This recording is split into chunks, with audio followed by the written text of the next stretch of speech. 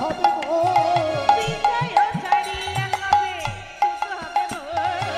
বিষয় ছাড়িয়া কবে শুদ্ধ হবে কবে हम है रब সেই মধুর বৃন্দাবন আরে কবে हम है বসে মধুর বৃন্দাবন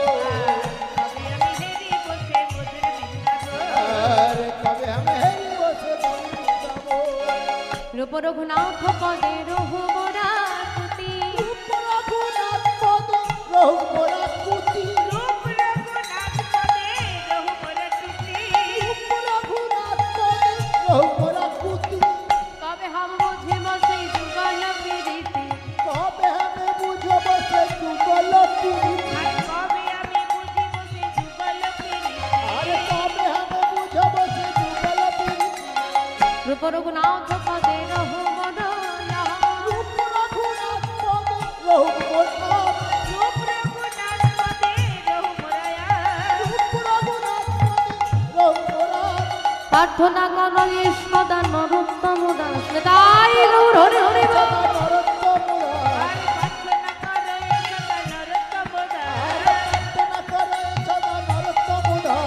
সেদিন আমার কবে হবে বলো সেদিন আমার কবে হবে বলো বলো সেদিন আমার কবে হবে গৌর বলে ভেসে যাব সেদিন আমার কবে হবে আগুন বলে বেঁচে যাবো গৌর বলে ভেসে যাব নদিয়ার পথে পথে গৌর বলে বেঁচে তাই যাবো গৌর হরি বল হরি বল। বলে বেঁচে যাবো নদিয়ার পথে পথে গৌর বলে বেঁচে যাবো বলো সেদিন আমার কবে হবে সেদিন আমার কবে হবে সেদিন আমার কবে হবে সেদিন আমার কবে হবে যেদিন সর্বস্ব সংসারের মায়া পরিত্যাগ করে আর গৌর বলে নদিয়ার পথে ঘুরব সেদিন কবে হবে আমি জানি না বাবা সারা সংসার পরিত্যাগ করে গৌর বলতে নাই পারি নদিয়ায় গিয়ে কিন্তু এই যে আপনাদের গ্রামে গ্রামে এখন প্রচুর কীর্তন হয় আমার দাদা ভাইরা কীর্তন করাচ্ছেন সেইখানে যে আপনারা 3 ঘন্টার জন্য হলেও সংসারটাকে দূরে রেখে ব্যস্ততাকে দূরে সরিয়ে এই যে গৌর বলছেন এটাই তো জীবনের সার্থকতা দেখি সবাই মিলে একবার আমার সঙ্গে বলেন দেখি জয় জয় শ্রী চৈতন্য মহাপ্রভু কি জয়টা হলো কি কি বললাম বলো দেখি বলো হয়েছে কি জয়টা হয়েছে কি এ জয় হয় না পরাজয় হয়ে গেছে তা জয়ী হবে এরকম জয় দাও পরাজয় হয়ে যাবে এরকম জয় দিয়ে কি হবে জোরে জয়ের ধ্বনি দেবে হ্যাঁ কি দেবে তো এমন জয়ের ধ্বনি দেবে যেন বড় রাস্তার মাঝ পর্যন্ত শোনা যাবে দেখি হাতগুলো তোলো আগে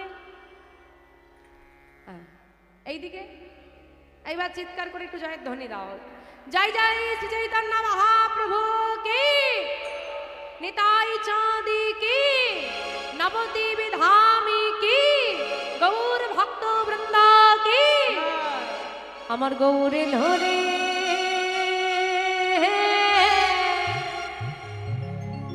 কোথায় এলো কোন নদিয়া হ্যাঁ কোন সোনার নদিয়া ভক্ত যেখানে ভগবান সেইখানে এত ভক্ত আছে এইখানে তো ভগবান এইখানে আমার গোরা চাঁদ যদি নিতাই চাঁদকে নিয়ে স্থানে নেমে আসে তাহলে নদিয়া কোনটা এই সোনা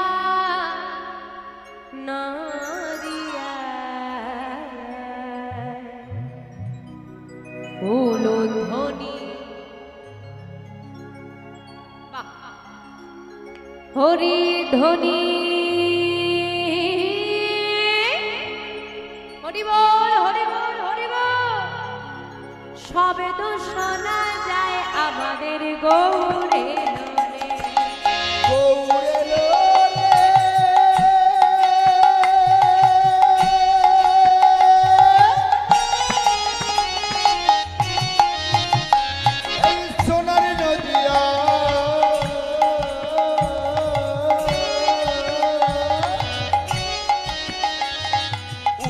ধ্বনি হরি ধ্বনি শব্দ শোনা যায় আমাদের গৌর এলো রে গৌর এলো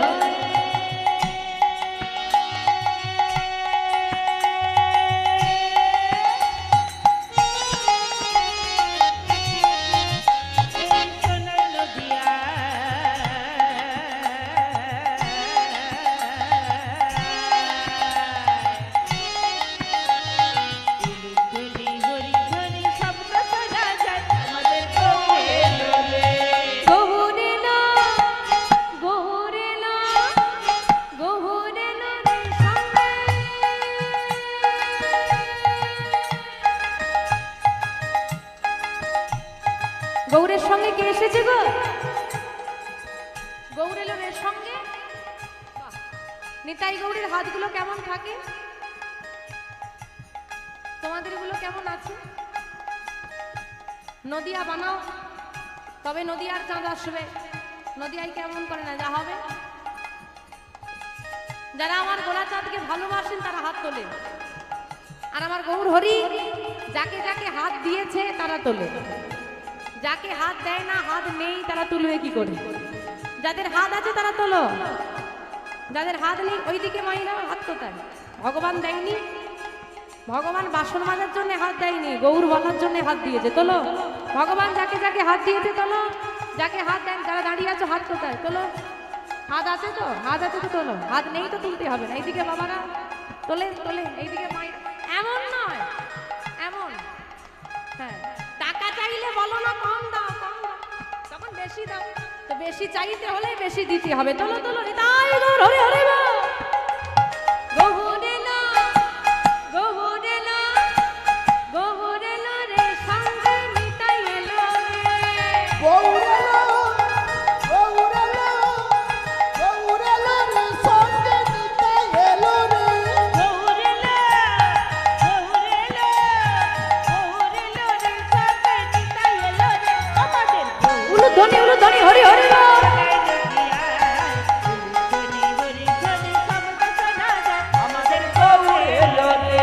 গৌরেলা রে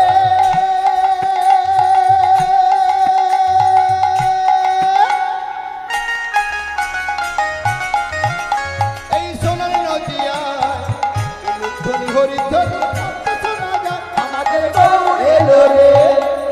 বাহ, দেখলে হাত তোলার একটা পরিবেশ আলাদা হয়ে যায়।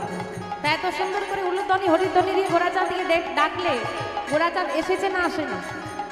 এসেছে। বাহ, তা নিতাই গৌর এলো। কারা কারা আমার নিতাই গৌরকে দেখতে যাবে একটু হাত তোলো দেখি। উলুধ্বনি উলুধ্বনি উলুধ্বনি হরি হরি বল।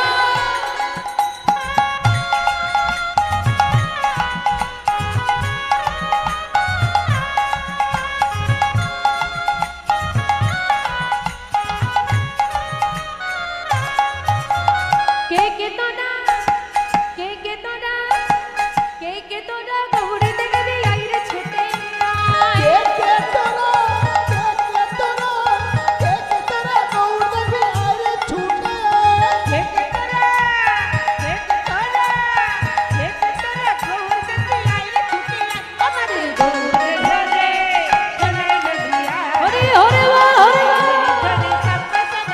আমাদের গৌরে ধরে গৌরেলা রে।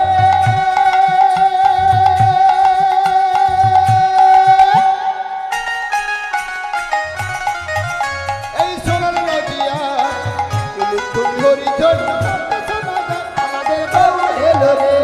শান্তিপুর ডুবু ডুবু নদে ভেসে যায়। শান্তিপুর শান্তিপুর ডুবু ডুবু নদে ভেসে যায়। শান্তিপুর শান্তিপুর শান্তিপুর ডুবু ডুবু নদে ভেসে যায়। আমাদের গৌরেলা রে সোনার নদিয়ায় উলুধ্বনি হরিধ্বনি শব্দ শোনা যায়। আমাদের গৌরেলা রে। গৌরেলা রে।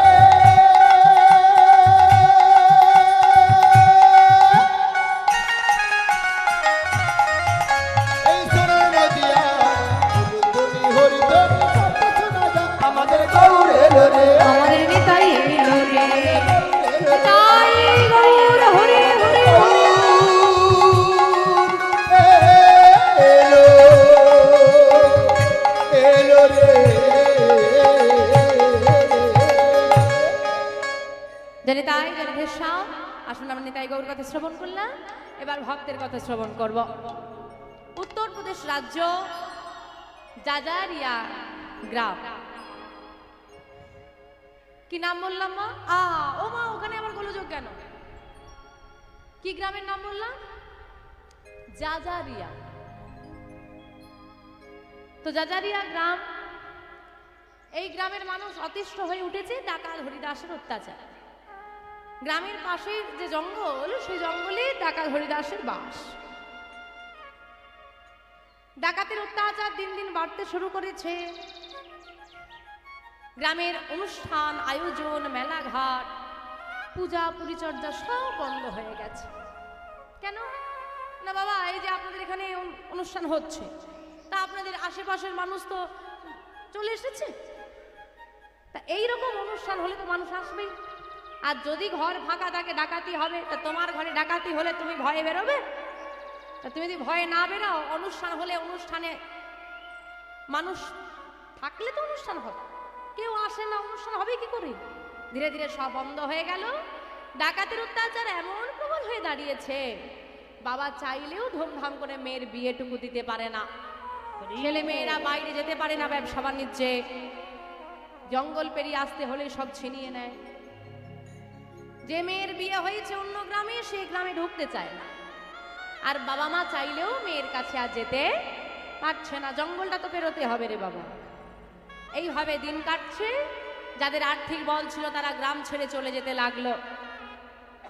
মোড়ল মশাই চিন্তিত হয়ে পড়লেন, কি করা যায়? বেশ, বিষয়টা বেশ গম্ভীর হয়ে দাঁড়িয়েছে, এবার তো কিছু একটা করতে হবে। তাই মোড়ল মশাই চিন্তা করছেন। এমন সময় গ্রামের মানুষ কিছু ব্যক্তিবর্গ এসে বসলেন। আসবো মোড়ল মশাই? এসো এসো এসো। কি ব্যাপার? না মোড়ল মশাই সবই তো জানেন, এই ডাকাতের অত্যাচার যে আর মেনে নেওয়া যাচ্ছে না। হ্যাঁ, আমি ওটাই ভাবছিলাম, তুমি একটা কাজ করো দেখি, গ্রামের বাড়িতে বাড়িতে জানিয়ে দাও আগামীকাল বিকেল 5টার সময় প্রতিটা বাড়ি থেকে একজন করে অভিভাবক যেন আমার বাড়িতে আসে। আপনারা সবাই আসবেন গ্রামের, আমি থাকবো, সবাই মিলে বসে একটা সিদ্ধান্ত নেবক্ষণ। বেশ, তাই হবে। গ্রামের বাড়িতে বাড়িতে জানিয়ে দেওয়া হলো আগামীকাল বিকেল 5টার সময় মোড়ল মশাইয়ের বাড়িতে যেতে হবে, ডাকাতির বিরুদ্ধে একটি পদক্ষেপ নেওয়া হবে, তার আলোচনা হবে। ওই গ্রামে বসবাস করতেন একাধারে এক প্রান্তে বর্ণকুটির তৈরি করে গ্রামের ব্রাহ্মণ ঠাকুর, যার নাম হলো রামরতন শর্মা। বাড়িতে বাড়িতে পুজো করে যে যা দিত তা দিয়ে চলতো সংসার। কখনো কখনো তাকে ভিক্ষার ঝুলি নিয়ে দরজায় ঘুরতে হতো। তার মানে বুঝতে পারছেন মা, তার আর্থিক অবস্থা কেমন। এইভাবে দিন চলছে। রামরতন শর্মার ঘরে আছে রাধা মাধবের বিগ্রহ। ওই গিরিধারী গোপালের সেবা দিয়ে তবেই তিনি নিজে সেবা করেন। পরিবার বলতে স্ত্রী কাবেরী দেবী আর ছোট্ট একটা মেয়ে আছে, মেয়েটার নাম মাধবী। রামরতন শর্মা যখন ওই গিরিধারী গোপালের সেবা দিত, মেয়েটা পাশে এসে বসত, আর বসে বসে বাবাকে বলতো, বাবা, ও বাবা। বল মা। আমি আমি গিরিধারীর সেবা দেব, তুমি তো রোজ দাও, একদিন আমি কি দিতে পারি না? মারে, তুই তো এখন অনেক ছোট মা, তুই যখন বড় হয়ে যাবি তখন তুই গিরিধারী গোপালের সেবা দিবি। আমি এখনো বড় হইনি বাবা। না মা। বাবা যখন বলে মেয়ে ছোট বলে সেবা দেওয়া যায় না, মেয়েটা মনে মনে তখন গিরিধারীকে বলে, ও গিরিধারী, তুমি আমায় বড় করে দাও, তাড়াতাড়ি বড় করে দাও, এতটা বড় করে দেবে যেন আমি প্রাণ ভরে তোমার সেবা দিতে পারি। তা এটা হলো কি প্রকৃত শিক্ষা।